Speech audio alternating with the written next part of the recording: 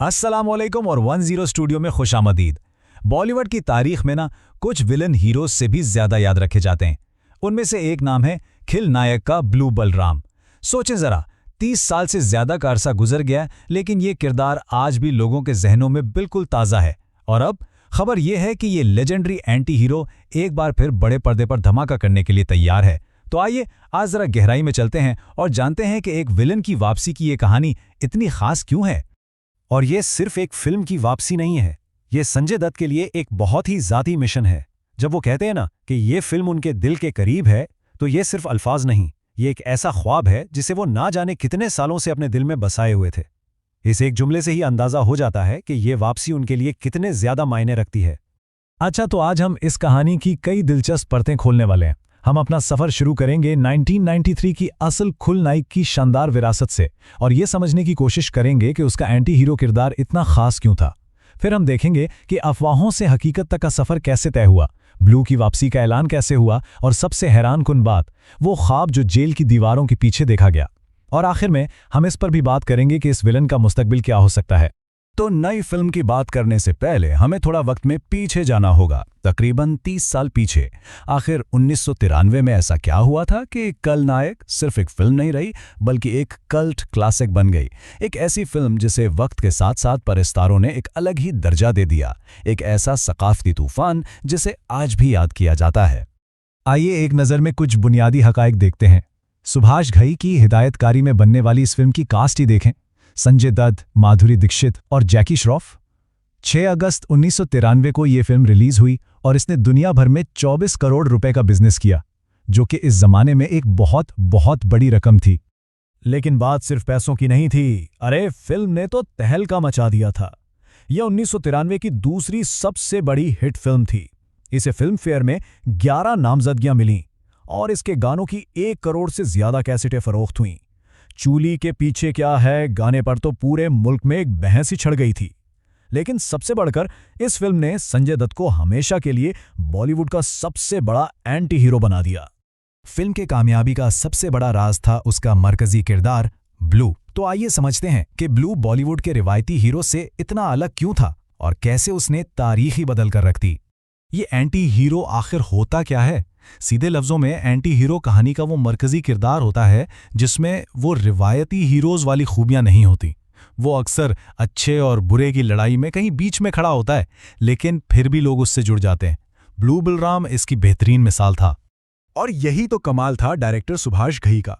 उन्होंने ब्लू को कभी सिर्फ एक विलन के तौर पर देखा ही नहीं। उनके लिए वो एक अलमियाती हीरो था, एक ऐसा किरदार जो अपने अंदर एक बहुत गहरा दर्द छुपाए हुए था। और शायद यही वजह थी कि लोग इस विलन से नफरत करने के बजाय इसके लिए हमदर्दी महसूस करने लगे। इतनी बड़ी हिट के बाद सीक्वल की बातें तो होनी ही थीं, लेकिन कई सालों तक ये सिर्फ अफवाहें ही रहीं। ये एक लंबा और दिलचस्प सफ़र था जो इनकार और तस्दीक के दरमियान झूलता रहा। देखें ये सफ़र कितना दिलचस्प है। जून 2020 में जब माधुरी दीक्षित से पूछा गया तो उन्होंने इन अफवाहों को सिरे से खारिज कर दिया। लेकिन फिर मई 2025 में सुभाष घई ने खुद तस्दीक की कि हाँ, सीक्वल बन रहा है।